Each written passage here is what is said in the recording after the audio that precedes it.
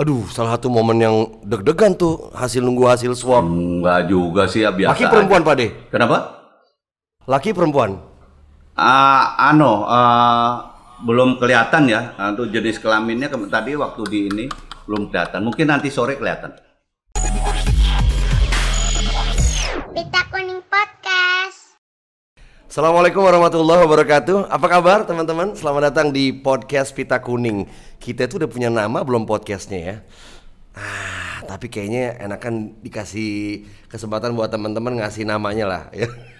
Katanya namanya susah banget nyari. Itulah Pita Kuning. Karena Pita Kuning itu azasnya itu dibangun berdasarkan gotong royong. Jadi nama aja gabungan gitu loh. Apalagi finansialnya patungan. Alhamdulillah ini edisi perdana dari podcast Pita Kuning yang saat ini belum punya nama. Silakan teman-teman kalau punya usulan silakan dikasih ya. Saya Steny Agusta kali ini berfungsi sebagai pewawancara, bukan kerjaan, sebagai host lah kecil-kecilan. Ya, dan kita sangat bangga sekali di edisi pertama ya podcast ini mengudara. Kita kedatangan orang yang sangat penting artinya buat Pita Kuning, buat keluarganya, buat Indonesia. Itu yang paling penting. Buat dunia juga. Buat mereka-mereka yang gak berdaya, kehadiran beliau ini sebagai penyejuk buat kita semua. Siapa beliau? Kalau saya ngomongin sepak terjang beliau, ini 3 hari 3 malam gak cukup nih. Tapi kita mau ngobrol-ngobrol santai aja ya. Di Zoom sudah hadir Pak De Indro Warkop atau Indro Joyo Kusumonegoro Mangku Jando Mudo Makan Baso Kurang Jigo Maling Dinamo Malas Kerjo. Gitu ya Pak De? Indro Joyo Kusumonegoro Noto Boto Mangku Wanito Wudo Sedoso Tibo Rolas. Yang paling keren itu Mangku Wanito Mudo itu loh Pak De. Mangku Wanito Wudo Sedoso memangku wanita muda 10. Tapi jatuh 12. Kuat. Mangku Wanito Mudo Sedoso.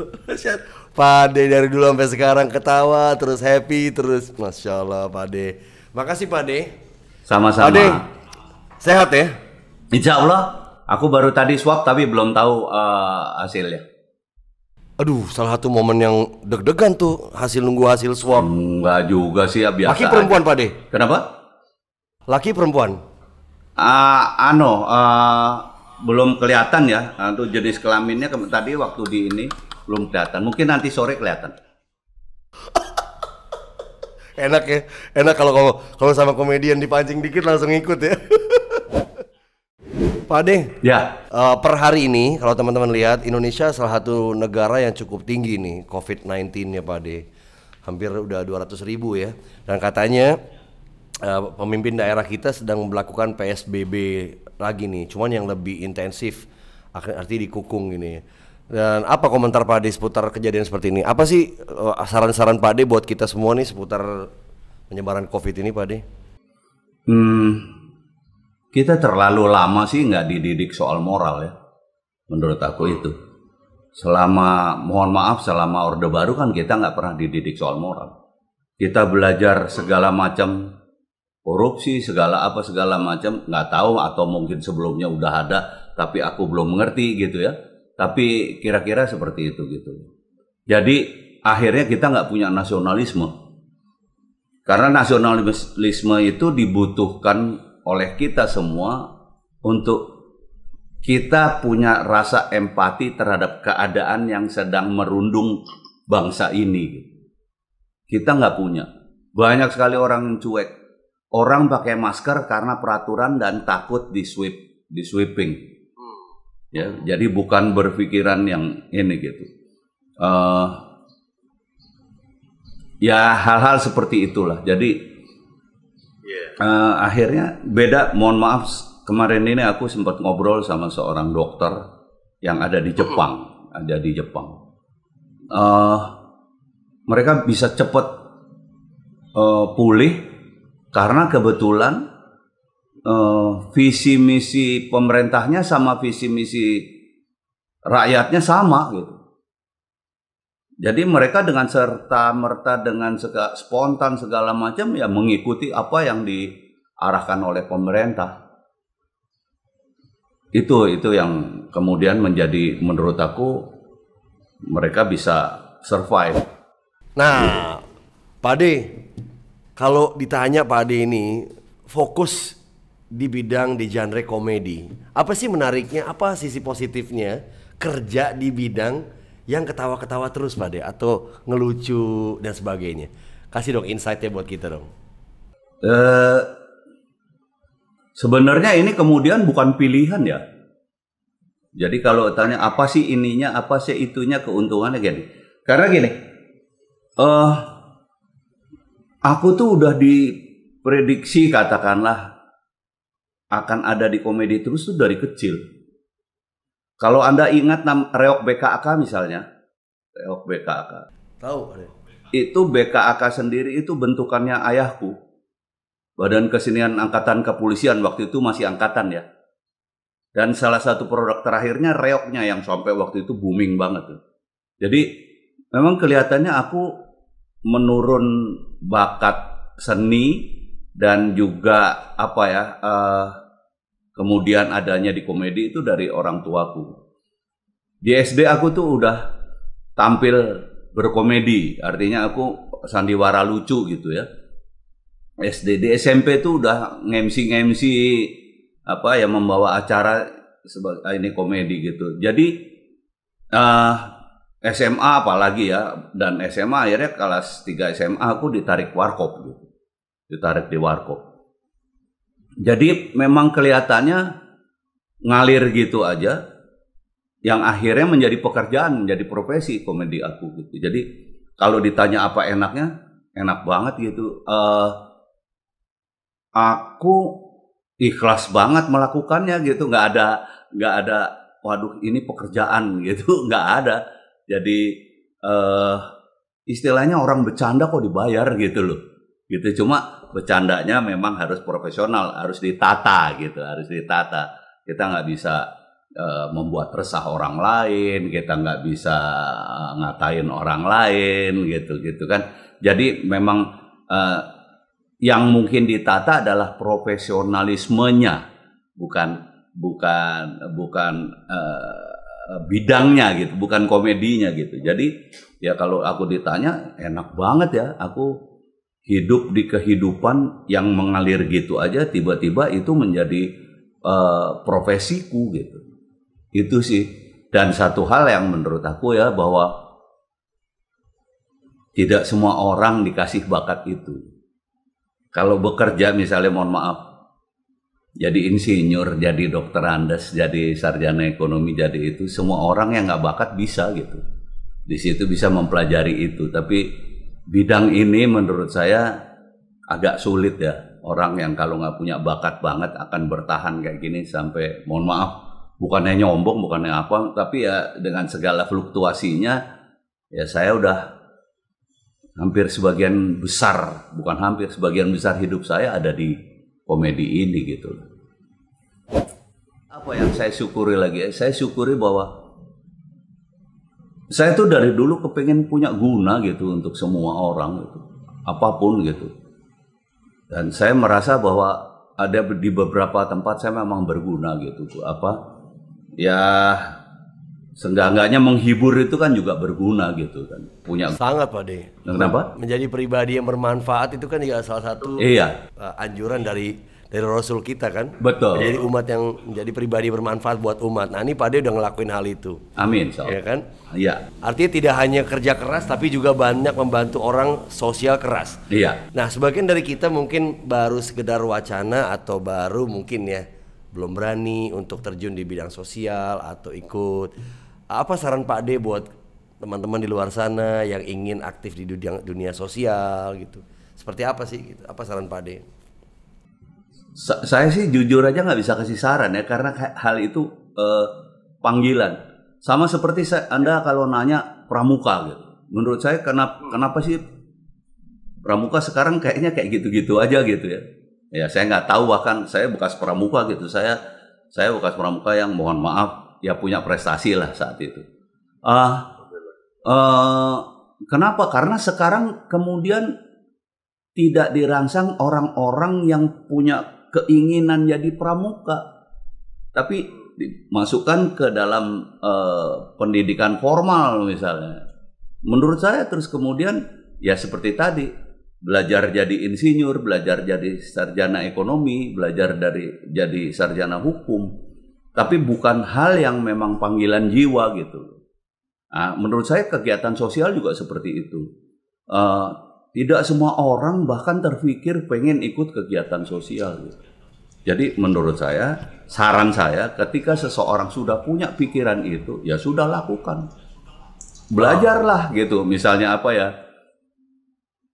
Saya soal pita kuning aja deh. Saya di pita kuning dari mulai ngeliat, dari mulai dengar dari Panji, saya ngeliat dulu seperti apa kayak gitu. Kemudian saya terpanggil, Panji, mau nggak bareng? Mau banget. Ya, kayak gitu ya. Jadi ya itulah perjalanan saya. Walaupun sebetulnya sampai saat ini kan sebetulnya keterlibatan saya sebagai pengawas secara job description pengawasnya mungkin saya nggak terlalu terasa gitu.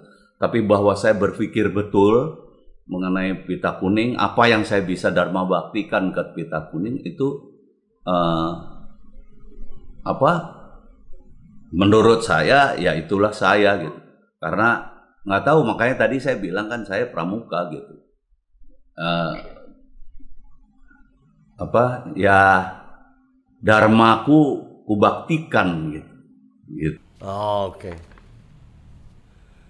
Ya, artinya tadi pelajaran dari Pak Ade, begitu panggilan itu ada, jangan tunggu lebih lama lagi. Iya. Jalankan, ambil peluang itu ya. Dan ya mungkin mulai dari hal-hal yang kecil kali Pak Ade ya. Jadi ini, jadi itu, ya sesederhana itu. Karena di sekeliling kita juga banyak sebenarnya yang butuh-butuh bantuan tetangga ya Pak Ade ya. Iya. Yang putus sekolah, mungkin sekarang lagi ngetren tuh kan online-onlinean, banyak adik-adik kita, tetangga-tetangga kita mungkin nggak punya pulsa buat online misalnya gitu. Kalau punya pulsa wifi berbagi itu apa gitu ya Pak Ade. Iya. Banyak yang bisa kita lakuin ya. Atau gini, punya uang, kepengen punya. Kemarin ini ada teman saya, dia jualan helm sepeda karena musim banyak sepeda. Dari sebagian dari helm sepeda itu untuk teman-teman atau anak-anak kita di daerah-daerah untuk mengadakan itu internet, mengadakan pulsa apa segala macam.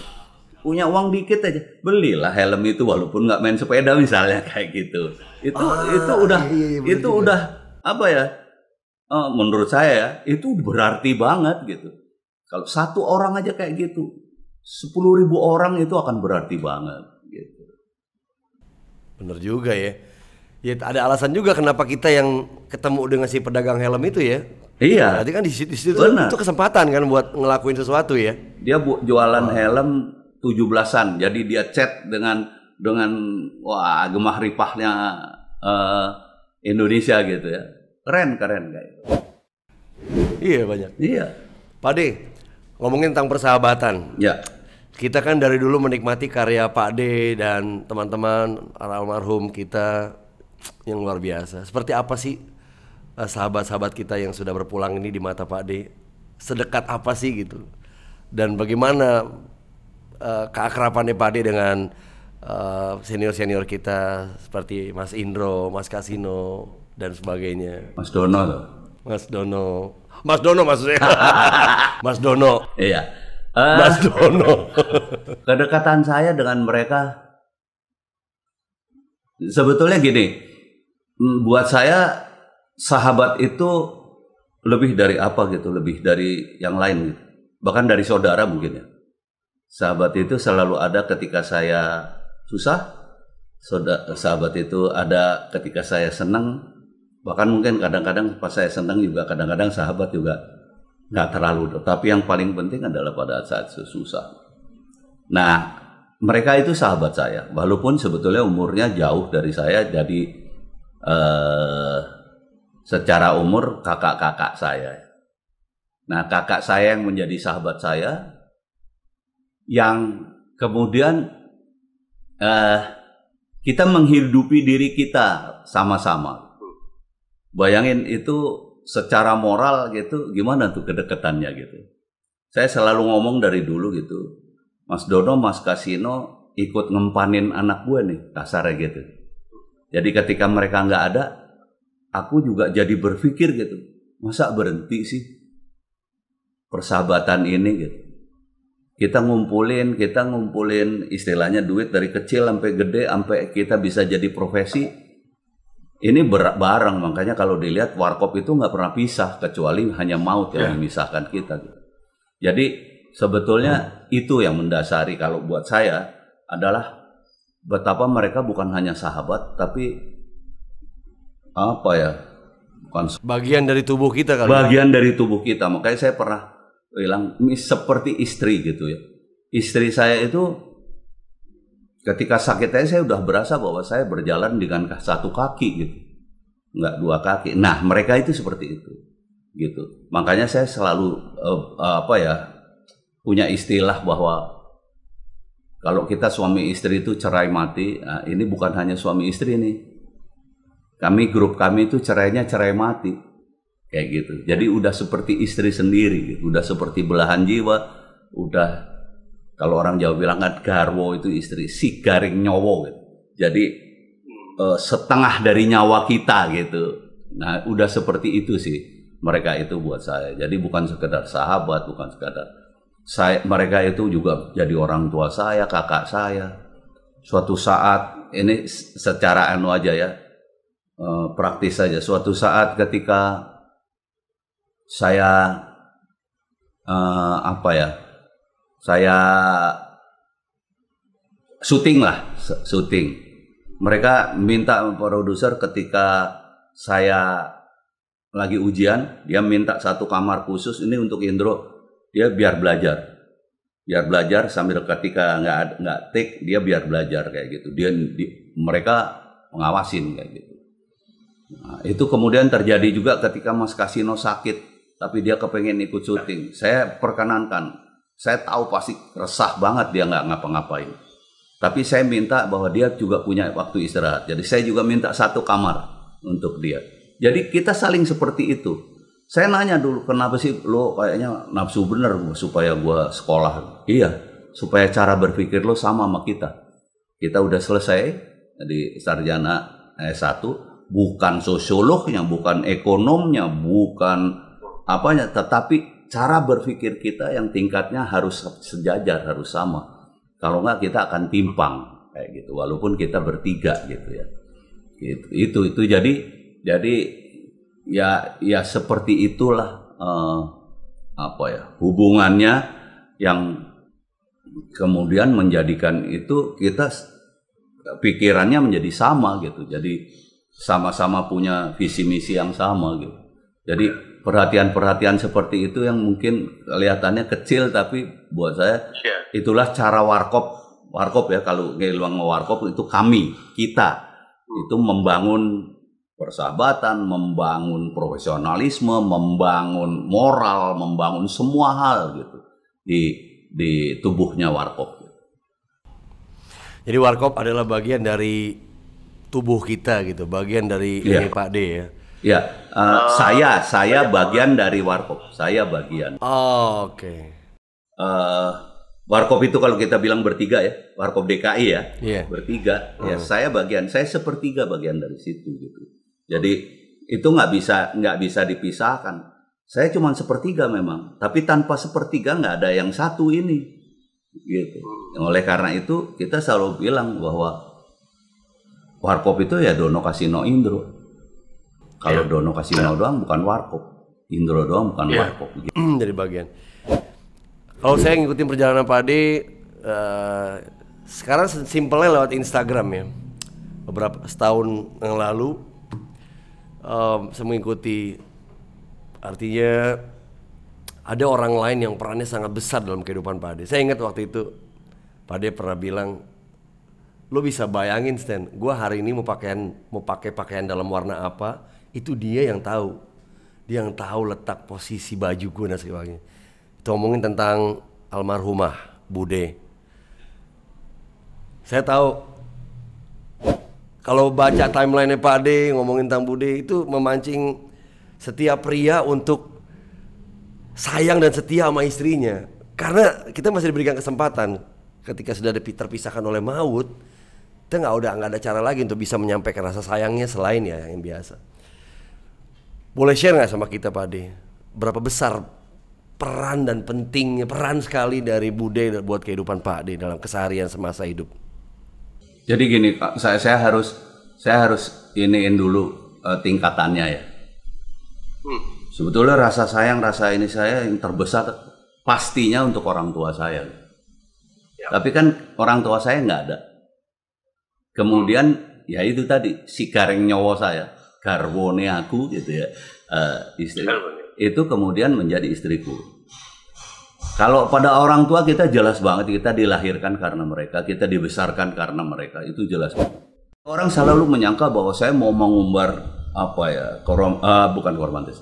Saya mau mengumbar kesetiaan saya. Sebetulnya enggak semata-mata itu. Saya dari kecil dididik oleh orang tua saya, kalau kamu janji itu janji laki lo ya. Janji laki nih, gitu. Jadi dari kecil tuh udah digaungkan seperti itu. Nah, ini bukan sekedar janji laki, janji saya di hadapan Tuhan.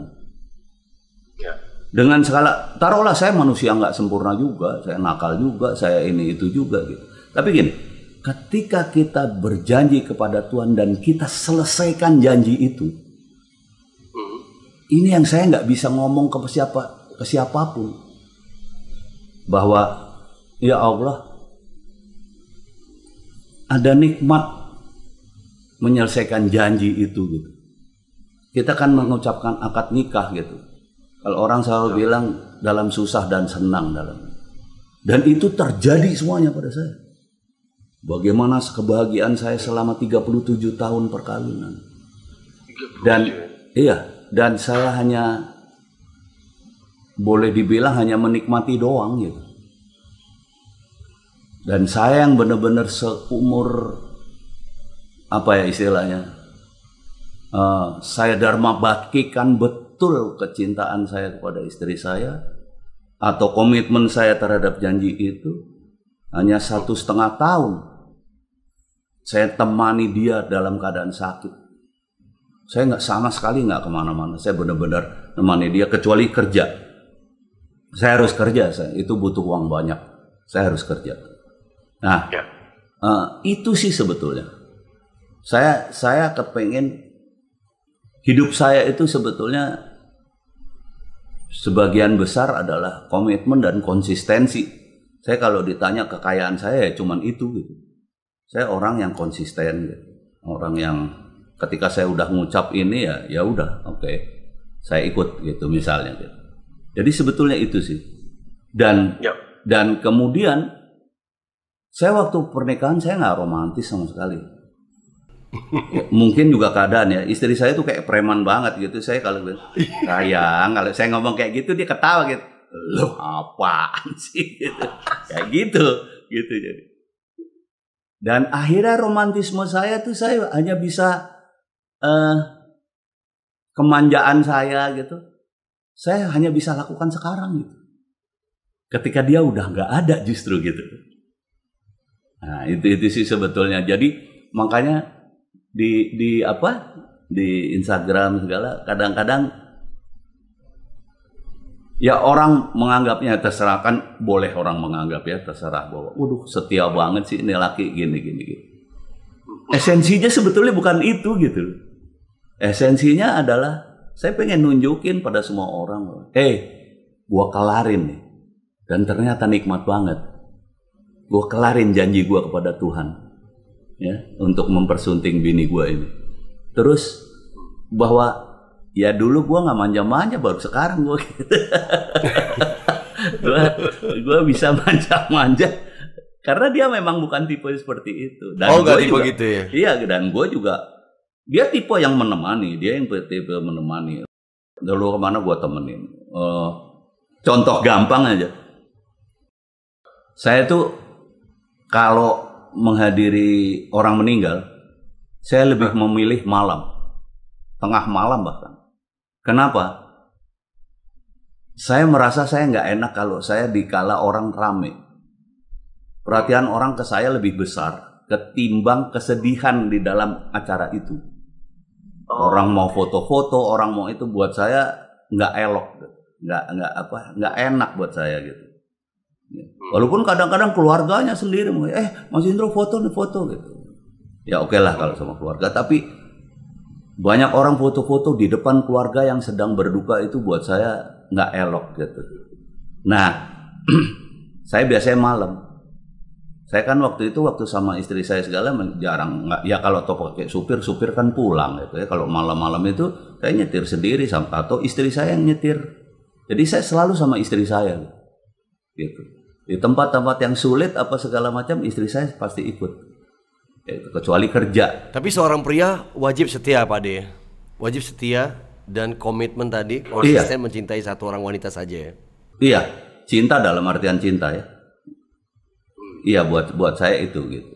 Dan lebih anu lagi, lebih besar lagi sebetulnya ya itu, bahwa ternyata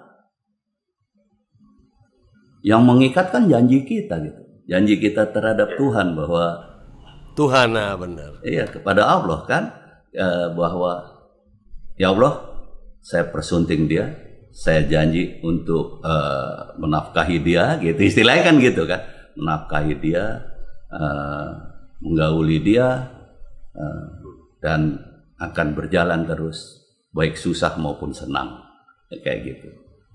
Jadi pernikahan itu adalah janji kita terhadap Sang Pencipta.